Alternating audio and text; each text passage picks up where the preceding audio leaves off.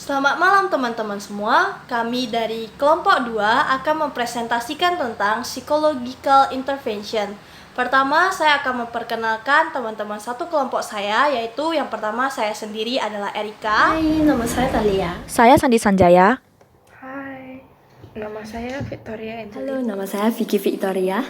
Hai, nama saya Melisa.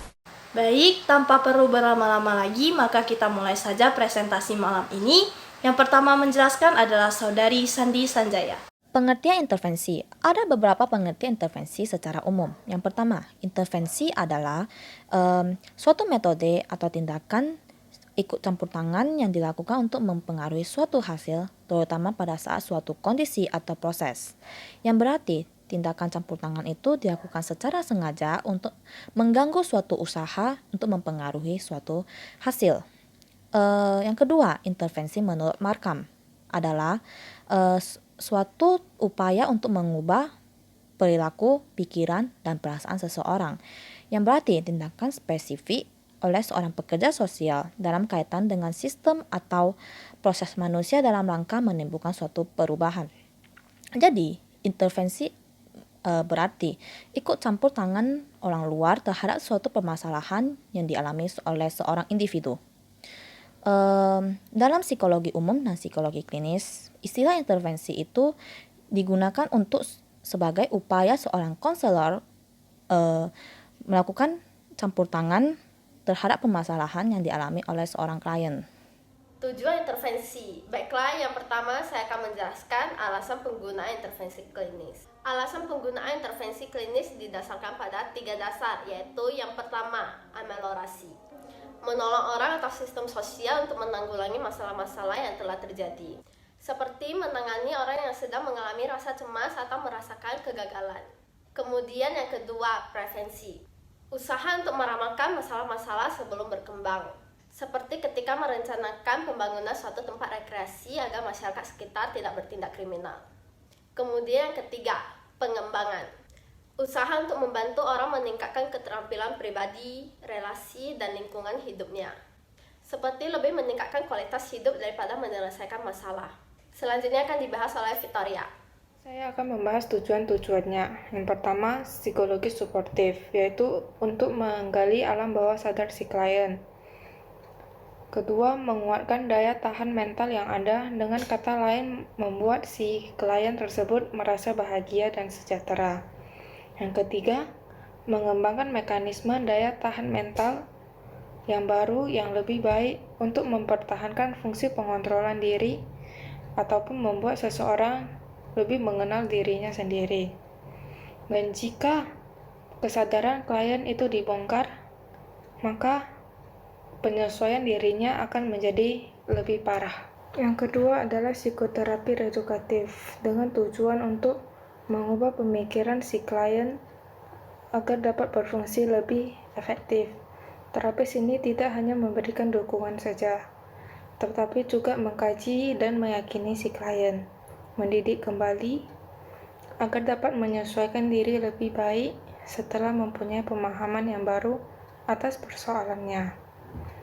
Contohnya seperti takut akan kucing, takut akan tempat yang tinggi, maka kita sebagai konselor akan menjelaskan bahwa situasi tersebut tidak memiliki bahaya apapun. Yang ketiga adalah psikoterapi rekonstruktif, dengan tujuan untuk membantu pasien untuk menilik kondisi mental mereka, serta untuk mengetahui gejala-gejala dan faktor lain yang mempengaruhi gejala tersebut. Terapis ini menggunakan pendekatan psikoanalitik, sehingga memerlukan waktu yang panjang. Contohnya, pada pasien dengan gejala yang takut akan gelap, terapis membantu mereka untuk berpikir, merenung, dan menggali apa yang sebenarnya yang mereka takuti. Bisa jadi gelap tersebut hanya simbolis dari suatu hal buruk di masa lalu. Selanjutnya akan dijelaskan oleh Erika. Saya akan menjelaskan tentang bentuk intervensi psikoterapi. Menurut Niegel tahun 1998 mengungkapkan bahwasannya psikoterapi dapat dilakukan secara individual dan juga dapat dilakukan dalam suatu orientasi sosial. Nah, orientasi sosial yang dimaksud itu dalam berbentuk kelompok atau grup terapi. Dan biasanya orang-orang yang ada di dalamnya itu adalah orang-orang yang sudah berpasangan maupun juga sudah berkeluarga. Selain itu, Niegel juga mengungkapkan bahwasannya intervensi klinis mengambil bentuk dalam kegiatan rehabilitasi psikososial dan juga pencegahannya. Bentuk intervensi psikoterapi yang pertama adalah penekanan terapi dalam kelompok, di mana penekanan terapi dalam kelompok ini adalah terapi yang memahami gangguan dalam relasi interpersonal dan mengurangi gangguan itu dalam setting kelompok. Nah, anggota di dalam terapi ini biasanya berkisar sekitar 5-10 orang. Untuk keunggulan terapi kelompok jika kita bandingkan dengan terapi individual adalah bahwa anggota kelompok dianggap mewakili suatu lingkungan interpersonal dengan lebih baik daripada hanya satu orang terapis, sehingga dapat lebih menjamin perbaikan hubungan interpersonal yang terjadi. Nah, untuk pesertanya, bila pesertanya itu adalah suami istri atau calon suami istri, maka terapi dinamakan dengan terapi perkawinan. Sedangkan jika pesertanya adalah keluarga, maka dinamakan terapi keluarga. Untuk bentuk yang kedua adalah rehabilitasi psikososial, di mana rehabilitasi psikososial ini bertujuan untuk membantu mereka yang mengalami gangguan jiwa atau penyakit mental.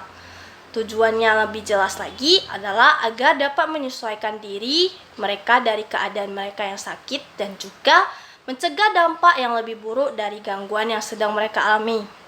Itulah bentuk-bentuk intervensi dari psikoterapi. Selanjutnya akan dilanjutkan oleh Saudari Melisa. Saya akan membahas efektivitas intervensi psikoterapi.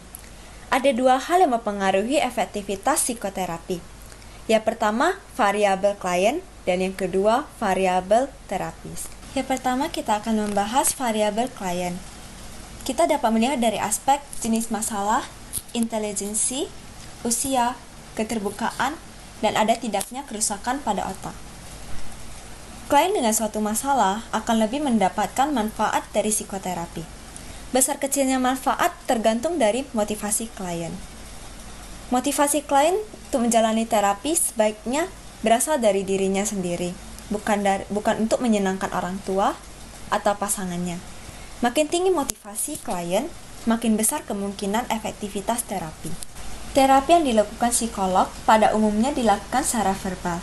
Untuk itu, intelijensi klien yang mendukung efektivitas terapi ialah yang tarafnya minimal rata-rata. Jika klien dengan intelijensi kurang dari rata-rata, sebaiknya melibatkan keluarga. Terapi membutuhkan keterbukaan untuk mengungkapkan masalah dan menerima saran-saran dari terapi. Klien dewasa atau minimal 14 tahun dapat memenuhi hal tersebut secara optimal. Keterbukaan klien antara lain juga meliputi apakah ia mempunyai preferensi khusus seperti menginginkan terapis pria atau wanita, agama atau suku tertentu, harapan-harapan khusus dari terapi yang akan ia jalankan. Hal-hal seperti ini sangat berpengaruh pada hasil terapi. Ada tidaknya gangguan fisik atau kerusakan otak lebih baik diketahui pada tahap awal psikoterapi untuk mengatur bagaimana proses terapi ke depannya. Bila dari observasi terlihat bahwa pasien atau klien memiliki pendengaran yang kurang atau terkesan memiliki gangguan memori, ada baiknya dikonsultasikan kepada yang lebih ahli agar psikoterapi yang dilaksanakan juga lebih efektif. Kedua, kita akan membahas variabel terapis. Dari kepribadian terapis, kemampuan menunjukkan empati, ada tidaknya masalah pribadi yang dapat mempengaruhi terapi yang dilakukan, sikap terhadap klien dengan kemungkinan terapi mengeksploitasi klien, dan pengalaman serta identifikasi profesional terapi. Kekhususan permintaan klien patut diperhatikan meskipun tidak selalu harus diikuti karena dapat mempengaruhi jalannya terapi. Beberapa klien lebih terbuka dengan terapi yang sudah menikah, beberapa dengan terapis yang sama gender, dan beberapa dengan yang seagama. Pelaksanaan terapi seperti juga pelaksanaan wawancara, observasi, asesmen melalui tes, dan bahkan penelitian, dorongan terapis untuk mengeksploitasi klien sangat mungkin terjadi. Mengingat hubungan antara terapis dan klien begitu dekat, yang mungkin saja apabila tidak dilakukan secara profesional, hubungan simpati akan terus berlanjut di luar profesional sebagai terapis dan klien. Ada aturan-aturan tertentu dalam kaitan ini, antara lain, hubungan intim antar klien dan terapis hanya dilangsungkan setelah kurun waktu tertentu. Selanjutnya, akan dibahas oleh teman saya, Vicky. Proses intervensi ada 5 tahap, yaitu yang pertama adalah pertemuan awal. Pada tahap ini, ditanyakan data identifikasi klien dan masalah yang dikemukakan. Tahap kedua adalah assessment, yaitu dilakukan wawancara dan observasi, serta pemberian sejumlah tes bila diperlukan. Kemudian tahap berikutnya adalah tujuan intervensi. Ini ditentukan setelah dilakukannya integrasi atas data assessment. Beberapa terapis membahas tujuan intervensi bersama dengan klien.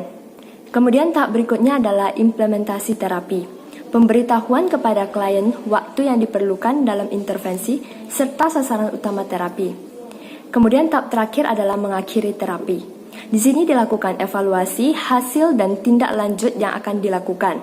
Misalnya, apakah akan ada tindak lanjut, pertemuan dengan pihak keluarga. Berikutnya kesimpulan akan disampaikan oleh Erika.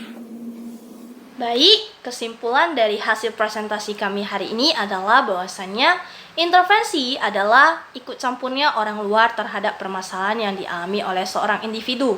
Nah, intervensi yang kami bahas hari ini lebih mengarah kepada psikoterapi. Nah, seperti yang telah kita ketahui, psikoterapi itu adalah salah satu intervensi dalam konteks hubungan profesional antara psikolog dan klien yang bertujuan untuk memecahkan masalah dan juga membantu peningkatan kemampuan seseorang dalam mengatasi masalahnya sendiri. Seperti yang telah kita ketahui, bahwasannya di dalam psikoterapi ada 2 efektivitas, yaitu variabel klien dan juga variabel terapis. Untuk prosesnya sendiri, proses intervensi diawali dengan melakukan pertemuan, kemudian melakukan asesmen. Setelah melakukan asesmen, lakukan tujuan intervensi berdasarkan hasil integrasi atas data asesmen yang telah dilakukan. Kemudian, implementasi terapi yaitu memberitahukan kepada klien waktu yang diperlukan intervensi dan tujuan utama dari intervensi tersebut. Yang terakhir adalah mengakhiri terapi. Sekian dari hasil presentasi kelompok 2. Kami memohon maaf jika ada kesalahan kata. Selanjutnya akan kami kembalikan kepada dosen kami, Ibu Yulinda. Terima kasih.